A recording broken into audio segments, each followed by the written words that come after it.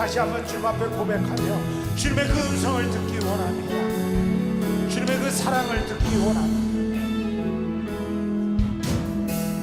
내 백성이 나를 떠나 돌아섰지만 주님의 그 사랑, 내 사랑이 내 백성을 포기 못하니 내 모든 것 내어주고 나 그를 얻으리라. 여호와께 돌아가자.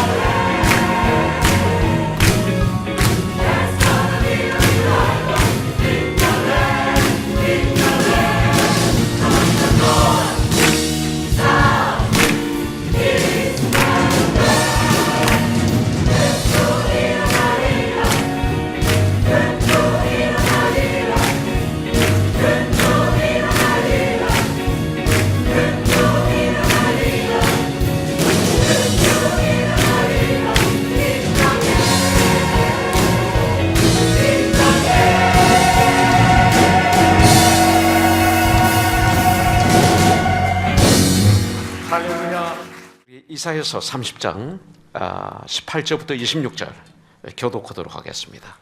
감사합니다. Thank you very much. 우리 교독하겠습니다. 그러나 여호와께서 기다리시나니 이는 너희에게 은혜를 베풀려 하시며 일어나시리니 이는 너희를 긍휼히 여기려 하심이라. 대저 여호와는 정의의 하나님이시라. 그를 기다리는 자마다 복이 있도다. 시온에 거주하며 예루살렘에 거주하는 백성아, 너는 다시 통곡하지 아니할 것이라. 그가 내 부르짖는 소리로 말미암아 내게 은혜를 베푸시되 그가 들으실 때에 내게 응답하시리라. 주께서 너희에게 환난의 떡과 고생의 물을 주시나 네 스승은 다시 숨기지 아니하시리니 네 눈이 네 스승을 볼 것이며 너희가 오른쪽으로 치우치든지 왼쪽으로 치우치든지 내 뒤에서 말소리가 내 귀에 들려 이르기를 이것이 바른 길이니 너희는 이리로 가라 할 것이며 또 너희가 너희 조각한 우상에 입힌 은과 부어 만든 우상에 올린 금을 더럽게 하여 불결한 물건을 던진같이 던지며 이르기를 나가라 하리라. 내가 땅에 뿌린 종자에 주께서 피를 주사 땅이 먹을 것을 내며 곡식이 풍성하고 기름지게 할 것이며 그날에 내 가축이 광활한 목장에서 먹을 것이요 밭가는 소와 어린 나귀도 키와 쇠수랑으로 까부르고 맛있게 한 먹이를 먹을 것이며 그게 살육하는 날 망대가 무너질 때 고산마다 조명마다 그 위에 겨울과 시냇물이 흐를 같이 봉독하죠. 여호와께서 자기 백성의 상처를 싸매시며 그들의 맞은 자리를 고치시는 날에는 달빛은 햇빛 같겠고 햇빛은 7배가 되어 7날의 빛과 같으리라. 아멘. 여러분들, 이사야 선지자를 통해서 오늘 주님은 말씀하는 거예요. 애굽도 아니다, 안 된다.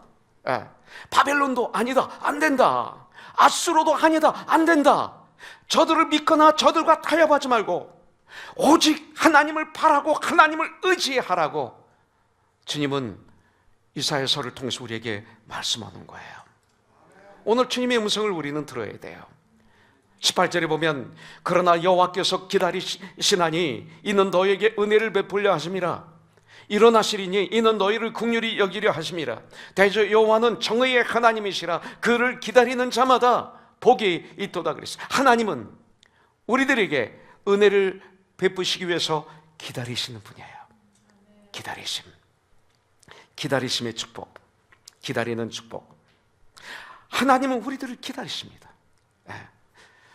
고린도전서 13장에 보면 사랑은 오래 참고 이렇게 말씀하십니다. 그렇다면 하나님의 기다리심은 하나님의 사랑이라는 거예요.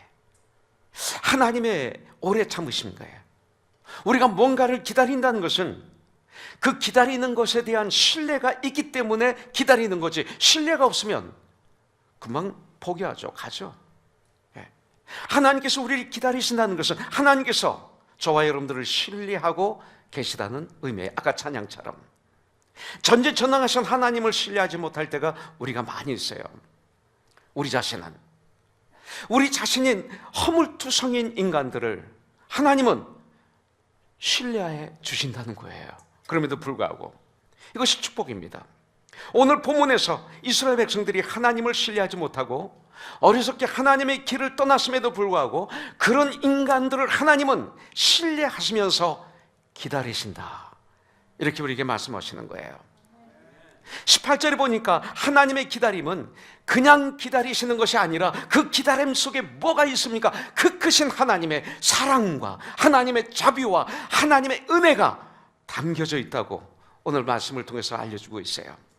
하나님의 기다림 속에는 우리 같은 죄인들과 허물로 얼룩덜룩한 우리들을 향하신 하나님의 은혜와 긍휼이 그 기다림이란 그릇 속에 담겨져 있어요. 때때로 우리는 왜 주님은 응답하시지 않는가, 이런 생각할 때가 있어요. 왜 저렇게 흉악한 사람이 잘 살고 있는가? 왜 하나님은 저들을 심판하지 않는가? 왜 저 사람은 예수는 믿지 않는데 저렇게 악인인데 저렇게 잘 살고 있는가? 왜 하나님은 침묵만 지키고 계시는가? 나도 모르게 불평할 때가 있어요. 과연 하나님은 살아계신가? 그런데 창세기 1장에 보면 하나님께서 이 천지 만물을 창조하실 때 6일이 걸렸어요. 왜 하나님이 6일이라는 시간이 필요했을까? 한번 생각해 봤어요. 창세기를 통해서, 1장을 통해서 그리고 제7일째 모든 우주 만물을 창조하시고 난 다음 7일째 안식하셨어요. 여러분들 6일이라는 기다림이 있고 난 다음에 비로소 7일째 되는 날 안식하셨어요. 하나님께서 계획하신 세상은 지금과 같은 그 썩어진 세상이 아닙니다. 죄로 점철된 세상이 아니었습니다. 하나님이 천지 만물을 창조하시고 첫째 날 빛이 있으라 하니 빛이 있었다 그랬어요. 우리가 예수를 영접하면 나는 빛입니다. 빛이 되었습니다. 그러니까 이 창조는 예수를 영접하고 난 다음부터 요한계시록 마지막까지는 주님의 재림하시는 날을 기다리는 까지 기다림의 연속인 것을 볼 수가 있습니다. 자, 여기서 보면 첫째 날, 둘째 날, 셋째 날, 넷째 날, 다섯째 날, 여섯째 날, 일곱째 날이 독립된 게 아니라 다 이어져 있는 것을 볼 수가 있습니다. 그리고 둘째 날은 셋째 날의 기초가 되어서 하나님이 창조하십니다. 셋째 날은 넷째 날의 기초가 되어지고, 이런 식으로 모든 날들이 서로들 연결이 되어 있고 기대면서 그 속에 사랑과 언더스탠드로 하나님이 질서를 따르는 모습을 6일 동안 창조를 통해서 우리에게 보여주고 있습니다. 그리고 하나님이 매번 창조하시고 그날이 다 되었을 때 이제 하나님이 보시기에 좋았더라 이렇게 말씀하세요. 이것은 어느 하나를, 영준 형제를 보면서 영준 형제 한 명만 좋았더라가 아닙니다. 말하자면 누가 하나가 잘나서 나타나는 모습을 보신 하나님의 마음이 아니에요. 바로 이와 같이 화모니를 이루고 있는, 조화를 이룬 이 세상을 이루어 나가는 모습을 보면서 좋았더라 하시는 거예요. 굉장히 중요한 걸 얘기하는 거예요 지금. 하나님 보시기에 좋았다라는 것은 바로 그거예요. 여러분들, 이것이 바로 하나님의 마음이에요. 하나님이 좋아하시는 마음이에요. 또한 6일 동안 이 창조는 뭐를 보여줘요? 기다림이라는 아름다움, 기다림이라는 것이 얼마나 아름답고 이 기다림을 통해서 우리들은 어떤 일이 이루어져야 되는지를 이 말씀을 통해서 가르쳐주고 있는 거예요. 첫날에 창조된 빛이 있으라 하니 빛이 있었다.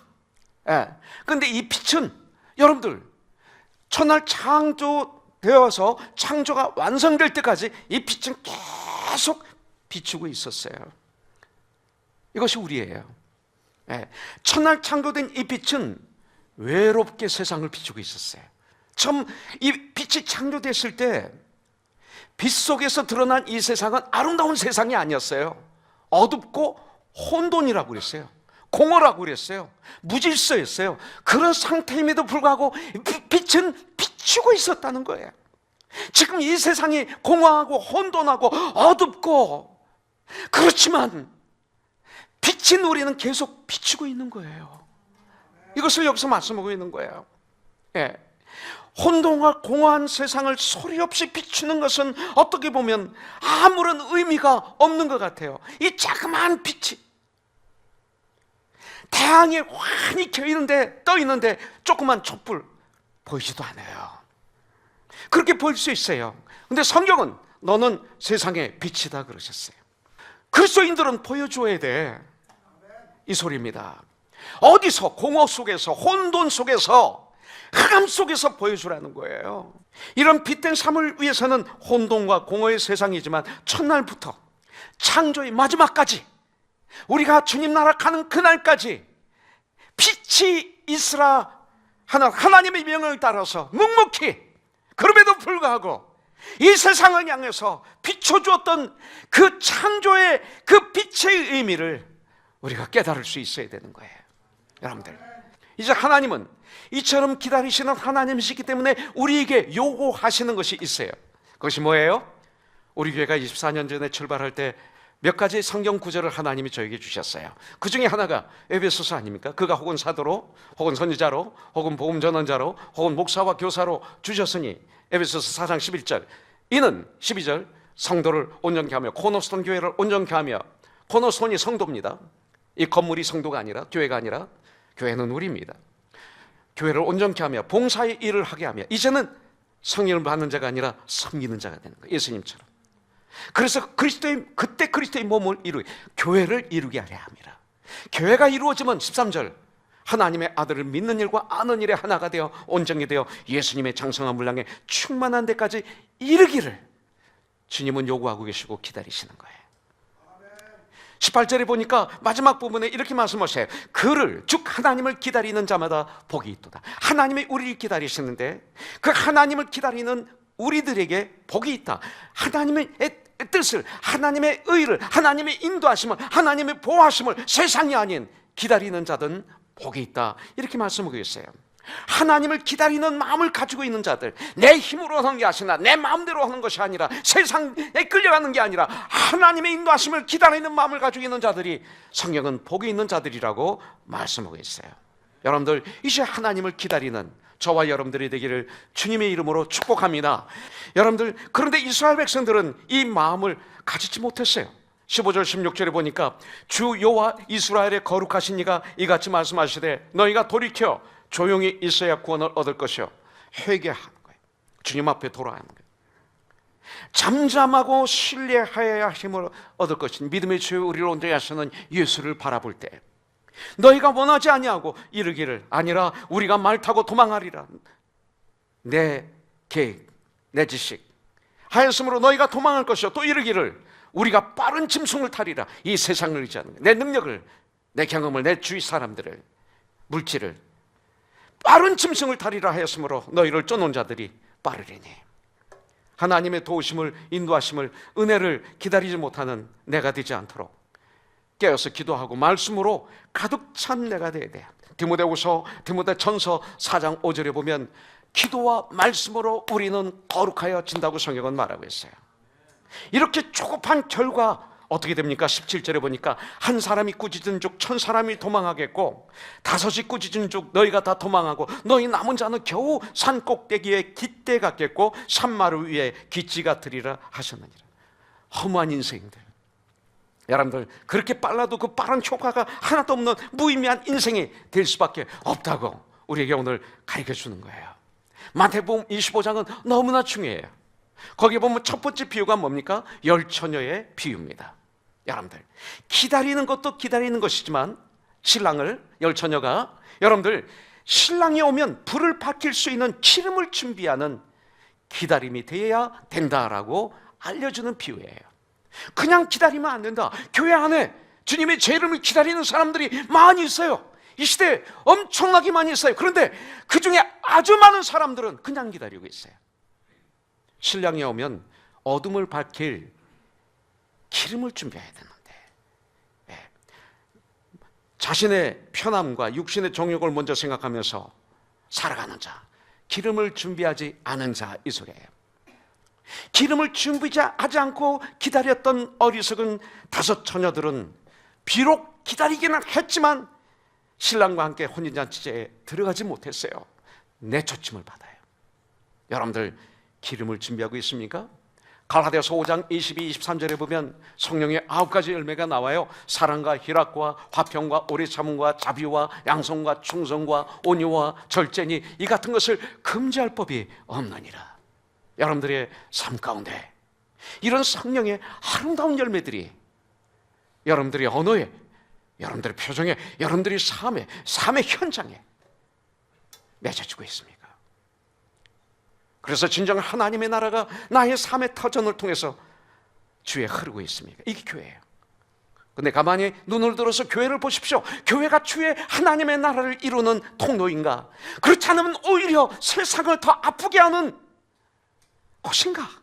교회가 그곳에 서면 그 주의가 아름다운가? 하나님 사랑이 흐르고 있는가?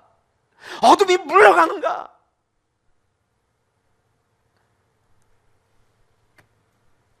두 번째, 마태복음 25장에 두 번째 비유가 나오는데 달란트의 비유가 나옵니다. 멀리 떠난 주인이 돌아올 날을 기다리면서 그 주인이 맡기고 비즈니스 하려고 했던 그 달란트를 가지고 열심히 최선을 다하는 종들의 모습을 보여주고 있죠.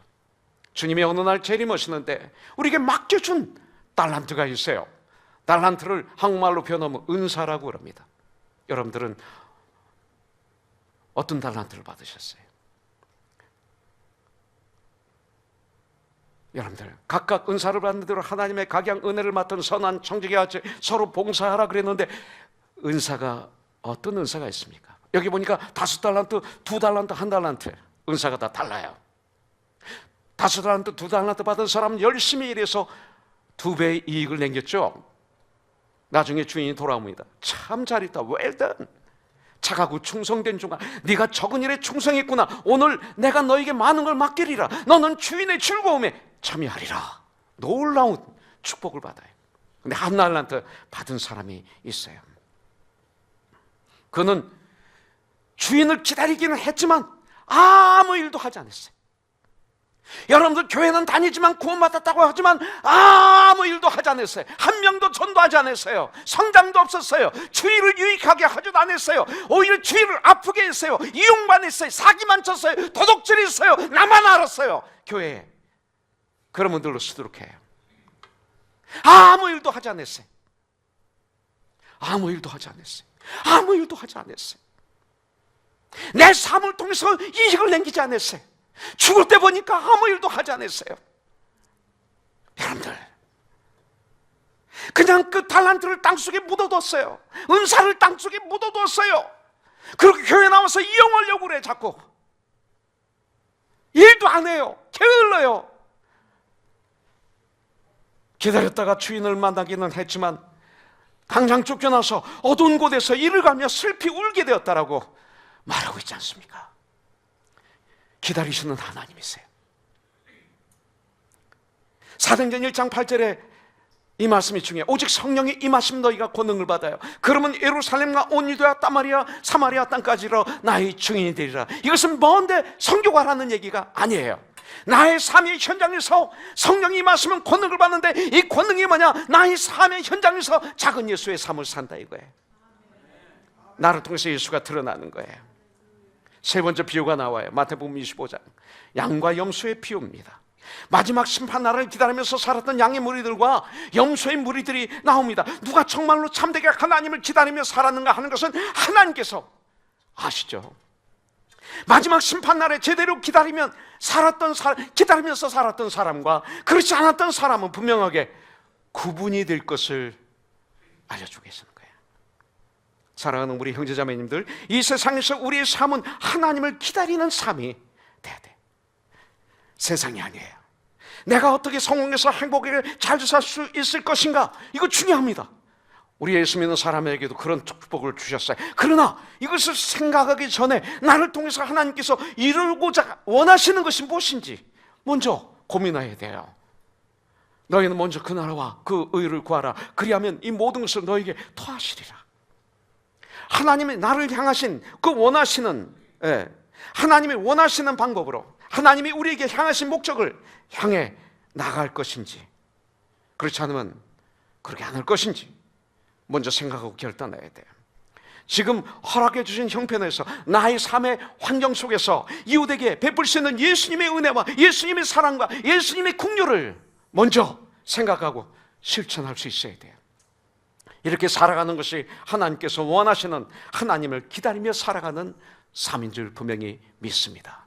자, 26절에 보니까 여호와께서 자기 백성의 상처를 싸매시며 그들의 맞은 자리를 고치신 날에는 달빛은 햇빛 같겠고 햇빛은 7배가 되어 7날의 빛과 같으리라 했어요. 우리 주님이 어떤 응답을 주십니까? 상처를 싸매주세요. 회복시켜주세요. 맞은 자리를 고쳐주세요. 이런 응답이 임해요. 회개하면 하나님은 당신이 사랑하시니까 채찍질하시고 징계에 사랑의 매를 드세요. 근데 회개하고 회복이 되면 어떤 응답을 주십니까? 상처를 싸매주세요. 맞은 자리를 고쳐주세요. 호사에서 6장 1절에 보니까 오라 우리가 여호와께로 돌아가자. 여호와께서 우리를 찢으셨으나 도로 낫게 하실 것이요 우리를 치셨으나 싸매어 주실 것이라. 성경은 말하고 있어요. 출애굽기 15장에 보면 우리 주 여호와 하나님은 치료의 하나님이시라고 그랬어요. 주님, 이 시간 여러분들 기도하세요. 주님, 나를 치유하여 주시옵소서. 나를 치료하여 주시옵소서. 여러분들 하나 더 보겠습니다. 인도하시는 하나님이십니다. 21절부터 22절에 보니까 너희가 오른쪽으로 치우치든지 왼쪽으로 치우치든지 내 뒤에서 말소리가 내 귀에 들려 이르기를 이것이 바른 길이니 너희는 이리로 가라 할 것이며 또 너희가 너희 조각한 우상에 입힌 은과 부어 만든 우상에 올린 금을 더럽게 하여 불결한 물건을 던지같이 던지며 이르기를 나가라 하리라. 여러분들 예수를 영접했지만 우리는 때때로 캄캄한 밤을 지나갈 때가 있습니다.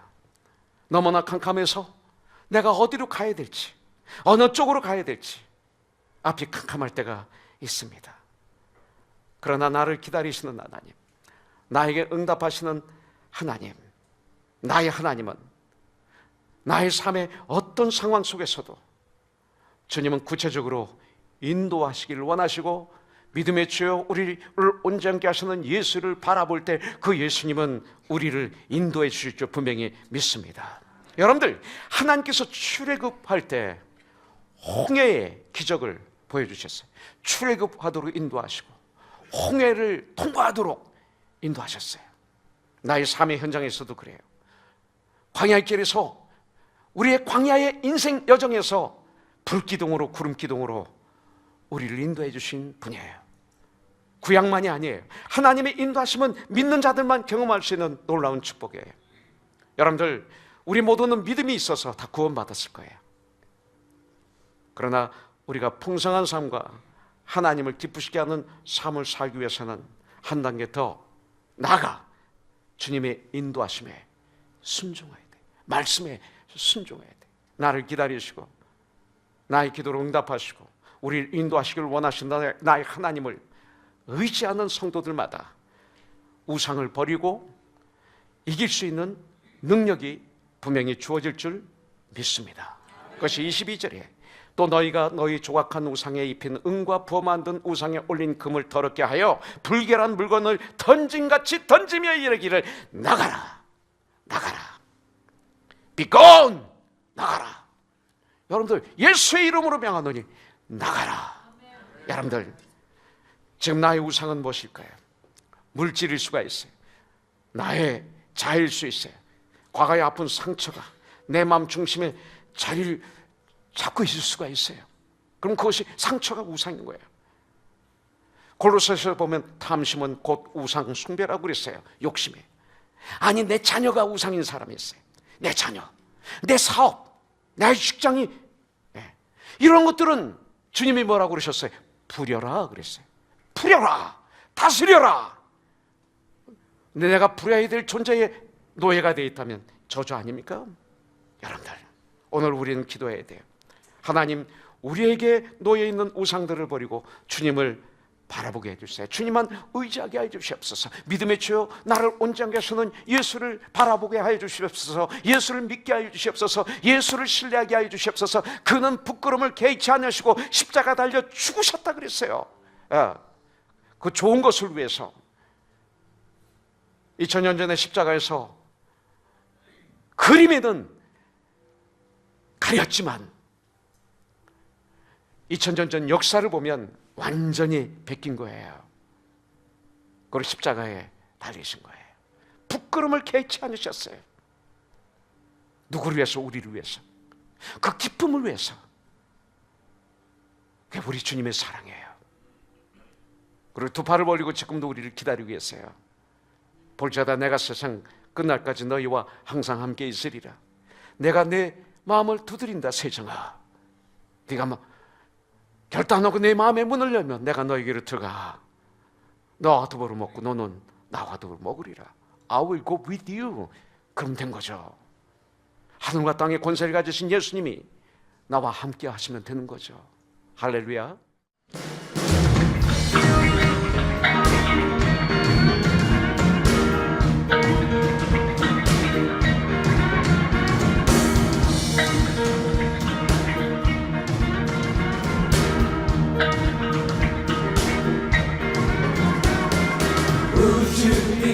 From your burden of sin, there's power in the blood, power in the blood. Who to a river of victory with, there's wonderful power in the blood. 죄에서 자유를 얻게 하는 보혈의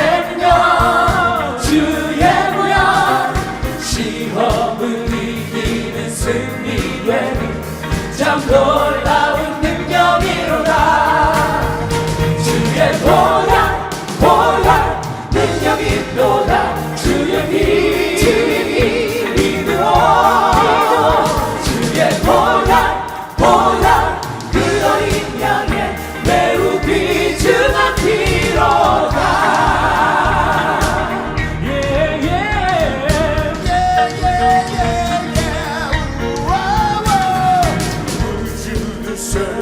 For Jesus your King, there's power in the blood, power in the blood. Who should be daily His praises to sing? There's wonder